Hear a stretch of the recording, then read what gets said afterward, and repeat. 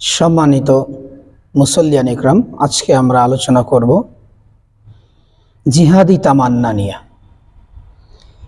আল্লাহ সুবহানাহু ওয়া তাআলা সূরা বাকারার 218 নম্বর আয়াতে বলেন, ইন্নাল্লাযীনা আমানু ওয়াল্লাযীনা হাজারু ওয়া জাহাদু ফী সাবিলিল্লাহি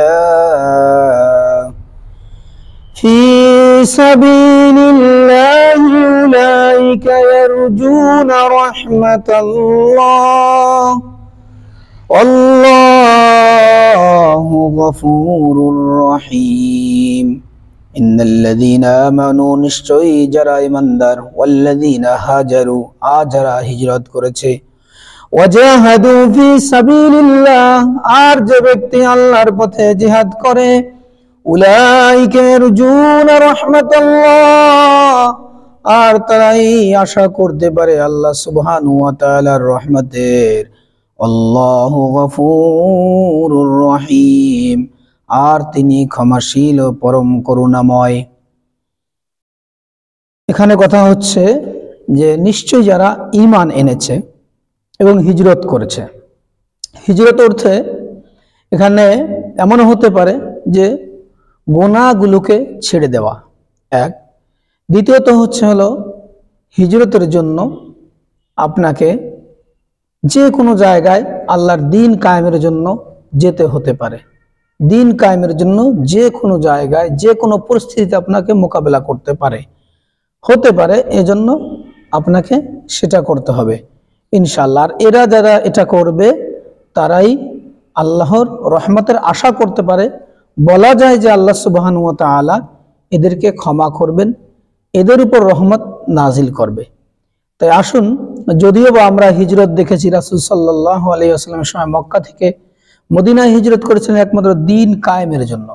তা আমাদের জন্য যখন কোনো প্রয়োজন হবে দ্বীন কায়েমের স্বার্থে, আল্লাহর দ্বীন প্রতিষ্ঠার স্বার্থে, যেখানেই হোক না হোক কেন যাওয়ার জন্য প্রস্তুতি গ্রহণ করতে হবে ইনশাআল্লাহ। এরপর আল্লাহ সুবহানাহু ওয়া তাআলা সূরা আল ইমরানের 142 নম্বর আয়াতে আল্লাহ বললেন, আম হাসিবতুম আন তাদখুলুল জান্নাতা ওয়া লাম্মা ইয়া'লামিল্লাহুল্লাযীনা জাহাদু মিনকুম ওয়া ইয়া'লামাস সাবিরিন। আল্লাহ বলেন, তোমরা কি মনে করেছো যে সহজেই তোমরা জান্নাতে প্রবেশ করবে? এতই সহজ যে আমরা মনে মনে ভাবতে থাকি যে আমি তো নামাজ পড়ি, রোজা রাখি, হজ করি, যাকাত দেই, আমি কোরআন তেলাওয়াত করি, আর মনে মনে ভাবছি আমি সহজেই জান্নাতে চলে যাব। না না, এরপরে আরো কাজ রয়েছে। আল্লাহ সুবহানাহু ওয়া তাআলা বলেন, তোমরা কি মনে করেছো এমনিতেই জান্নাতে চলে যাবে? অথচ আল্লাহ সুবহানাহু ওয়া তাআলা দেখলেন না, জানলেন না, বুঝলেন না যে আল্লাহর পথে কারা কারা জিহাদ করতে পারে, আল্লাহর পথে কে কে জীবন দিতে পারে দ্বীনের জন্য, আল্লাহর জন্য, দ্বীন কায়েমের জন্য। কোন ব্যক্তি তার রক্তগুলোকে ঢেলে দিতে পারে। ওয়া ইয়া'লামাস সাবিরিন, এবং আল্লাহ আরো বলেন, আরো জানতে পারলাম না যে তোমাদের মধ্যে কে ধৈর্যশীল, কারণ জিহাদের ময়দানে যাইতে হলে অনেক ধৈর্যের প্রয়োজন আছে। সম্পদের মোহ ছাড়তে হবে, সন্তানের মোহ ছাড়তে হবে, পরিবারের মোহ ছাড়তে হবে, দুনিয়ার আশা আকাঙ্ক্ষা ছাড়তে হবে। এটা খুব কঠিন পরীক্ষা। এই ধৈর্যটা অবলম্বন করে শত্রুর মোকাবেলা হতে হবে। এই জন্য আল্লাহ সুবহানাহু ওয়া তাআলা বলেছেন, এত সহজ না মনে করেছো তোমরা সহজ জান্নাতে যাবে, অথচ আল্লাহ এখনো জানলেন না কে আল্লাহর দ্বীন কায়েমের জন্য রক্ত দিতে প্রস্তুত। তাই আমরা আছি কি না? প্রস্তুত আছি তো? ইনশাআল্লাহ আমরা প্রস্তুত থাকবো আল্লাহর দ্বীন কায়েমের জন্য। দেখুন, কখনো কোনো বিজয় আসেনি রক্ত ছাড়া, কোনো বিজয় আসে না, সেটা ইসলাম হোক আর সেটা যা কিছুর জন্য হোক না, স্বাধীনতার জন্য হোক, সার্বভৌমত্বের জন্য হোক, ইসলামের জন্য হোক, প্রত্যেকটা ক্ষেত্রেই রক্ত দিতে হয়। যেমনি করে আমাদের প্রিয় নবী সাল্লাল্লাহু আলাইহি ওয়াসাল্লাম তিনি পর্যন্ত রক্ত দিয়েছিলেন এই দ্বীন কায়েমের জন্য। এরপরে আল্লাহ সুবহানাহু ওয়া তাআলা সূরা মায়েদার 35 নম্বর আয়াতে বলেন, ইয়া আইয়ুহাল্লাযীনা آمنوا اتقوا الله وابتغوا إليه الوسيلة وجاهدوا في سبيله لعلكم تفلحون হে ঈমানদারগণ তোমরা আল্লাহকে ভয় করো ওয়াবতাগু ইলাইহিল ওয়াসিলা আল্লাহর নৈকট্য অর্জনের জন্য অনুসন্ধান করো পথ অবলম্বন করো কোন পথে গেলে কোন পথে চললে আল্লাহ খুশি হবেন আল্লাহর দ্বীন কায়েম হবে সেই প্রচেষ্টা চালানোর কথা আল্লাহ সুবহানাহু ওয়া তাআলা এখানে বলেছেন আমরা তো জাগতিক জগতে খালি মানুষকে উসিলা খুঁজি কোন মানুষকে ধরলে আল্লাহকে পাওয়া যাবে কিন্তু আল্লাহ সুবহানাহু ওয়া তাআলা এখানে কোনো মানুষের কথা বলে নাই বরঞ্চ আল্লাহ সুবহানাহু ওয়া তাআলাকে পেতে হলে একমাত্র পবিত্র কোরআনুল কারীম ও হাদিসের অনুসরণ করলে আল্লাহ সুবহানাহু ওয়া তাআলাকে পাওয়া যাবে আর এই আয়াতের মধ্যে আল্লাহ সুবহানাহু ওয়া তাআলা ওসিলার কথা একমাত্র বলেছেন ওয়াজাহিদু ফি সাবিলিল্লাহ আল্লাহর পথে কে কে জিহাদ করতে পারে কে কে জীবন দিতে পারে তাদের কথা বলা হয়েছে লাআল্লাকুম তুফলিহুন আমরা বললাম আল্লাহ আমরা জিহাদ করলে কি হবে আমরা রক্ত দিলে কি হবে আমরা দ্বীন প্রতিষ্ঠা করলে কি হবে আমাদের আল্লাহ সুবহানাহু ওয়া তাআলা বলেন লাআল্লাকুম তুফলিহুন তোমরা সফলতা অর্জন করতে পারবে দুনিয়াতে তোমরা সফলতা অর্জন করবে আর কিয়ামতের ময়দানের বিনিময়ে আল্লাহ সুবহানাহু ওয়া তাআলা জান্নাতুল ফিরদাউস নসিব করে দিবেন বলেন না সুবহানাল্লাহ এরপরে আল্লাহ সুবহানাহু ওয়া তাআলা সূরা আল ইমরানের 200 নম্বর আয়াতে বলেন ইয়া আইয়ুহাল্লাযীনা আমানুসবিরু ওয়াসাবিরু ওয়ারাবিতু ওয়াত্তাকুল্লাহা লাআল্লাকুম তুফলিহুন এই আয়াতের মধ্যে আল্লাহ সুবহানাহু ওয়া তাআলা সফলতার বললেন হে ঈমানদারগণ আমানুসবিরু ওয়াসাবিরু হে ঈমানদারগণ তোমরা ধৈর্য ধারণ করো ধৈর্য ধারণের জন্য প্রতিযোগিতা করো তার মানে যখন যুদ্ধ করতে যাব যখন সীমান্তে দাঁড়িয়ে যাব তখন অনেক লোভনীয় বস্তু আমাকে অফার করা হবে অনেক সুযোগ আসবে কিন্তু কোনো সুযোগ আমি গ্রহণ করব না অনেক ভয় আসবে আমার এই ভয়কে উপেক্ষা করতে হবে অনেক ঝামেলা আসবে অনেক বাধা বিপত্তি আসবে এই বাধা বিপত্তির মধ্যে অটল ভাবে দাঁড়িয়ে থাকতে হবে অসাবিরু ওয়ারাবিতু অটল ভাবে সীমান্তে দাঁড়িয়ে থাকতে হবে ওয়াত্তাকুল্লাহ আর তখন ভয় থাকবে একমাত্র আল্লাহর ভয় আমি এখানে দাঁড়িয়ে আছি গভীর রাত্রে সবাই ঘুমানো আর সীমান্তের অতন্ত্র প্রহরীরা রাত জেগে দাঁড়িয়ে আছে একমাত্র আল্লাহর ভয়ের জন্য আমরা বললাম আল্লাহ আমরা এই সীমান্তে দাঁড়ালে ধৈর্য ধারণ করলে কি হবে আল্লাহ বললেন লাআল্লাকুম তুফলিহুন তোমরা যদি এই কাজগুলো করো তাহলে আল্লাহ সুবহানাহু ওয়া তাআলা তোমাদেরকে সফলতা দান করবেন তোমাদের জীবনের সমস্ত সমস্যাগুলিকে দূর করে দিবেন আর বিশেষ করে কিয়ামতের ময়দানে আল্লাহ সুবহানাহু ওয়া তাআলা তোমাদেরকে জান্নাতুল ফিরদাউস নসিব করে দিবেন বলুন না সুবহানাল্লাহ এরপরে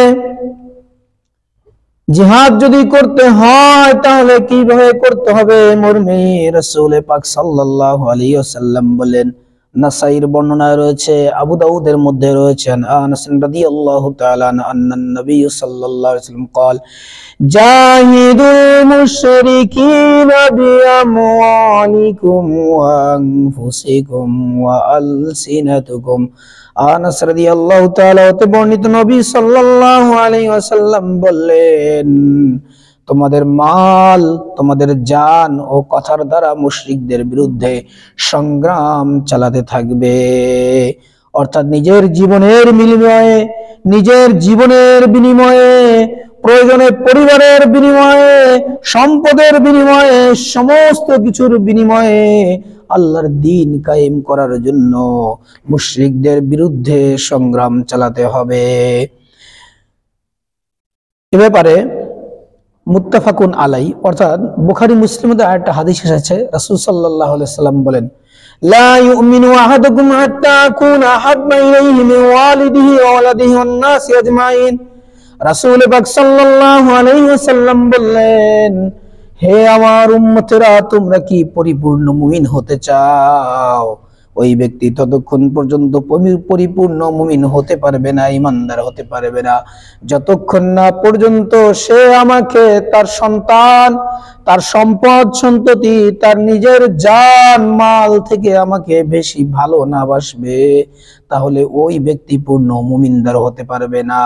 এজন্য আমরা যে হাদিসটা পড়েছি এখানে, সেই রাসূল করিম সাল্লাল্লাহু আলাইহি ওয়াসাল্লাম তিনি আমাকে আপনাকে আদেশ দিয়েছেন যে আমাদের জানের বিনিময়ে, মালের বিনিময়ে, সমস্ত কিছুর বিনিময়ে মুশরিকদের সাথে সংগ্রাম চালাতে হবে একমাত্র আল্লাহর দিন ঠিকানোর জন্য।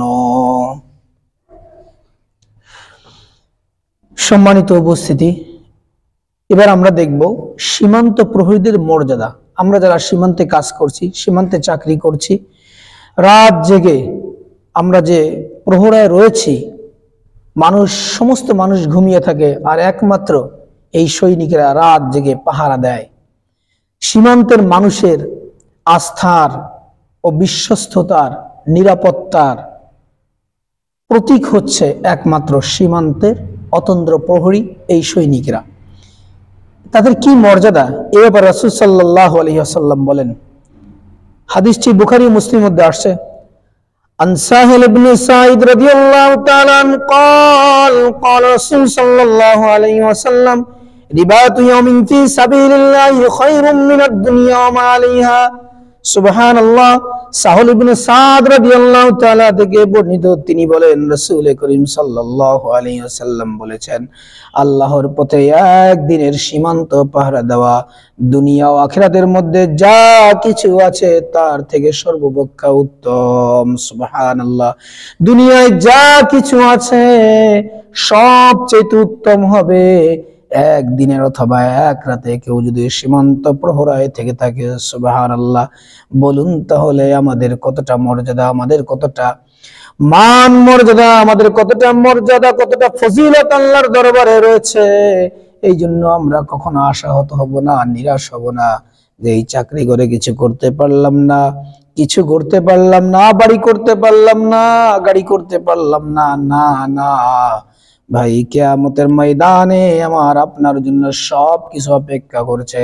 শুধুমাত্র এই দুনিয়াটা পাড়ি দিলেই আমার আপনার জন্য সব ব্যবস্থা আল্লাহর দরবারে রয়ে গেছে। সুবহানাল্লাহ। এরপরে আল্লাহ সুবহানাহু ওয়া তাআলা রাসূল সাল্লাল্লাহু আলাইহি ওয়াসাল্লামের মাধ্যমে জানিয়ে দিলেন, একদিন এক রাতে সীমান্ত পাহারা দিলে কি মর্যাদা পাওয়া যায়।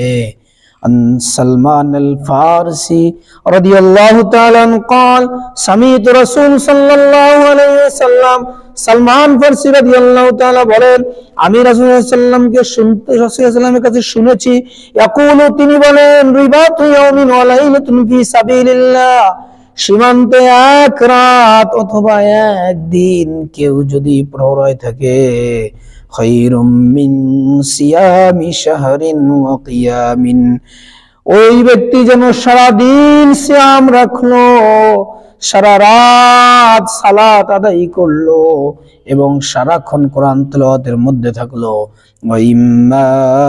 তার যখন সেই ব্যক্তি মারা যাবে, জারা আলাইহি আমালুল্লাযী কানা ইয়ামালুহু, আর যখন ওই প্রহরী ওই অবস্থায় মারা যায়, তবে তার কৃতকর্মের ও পুণ্য আমলের সব অবহিত পেতে থাকবে।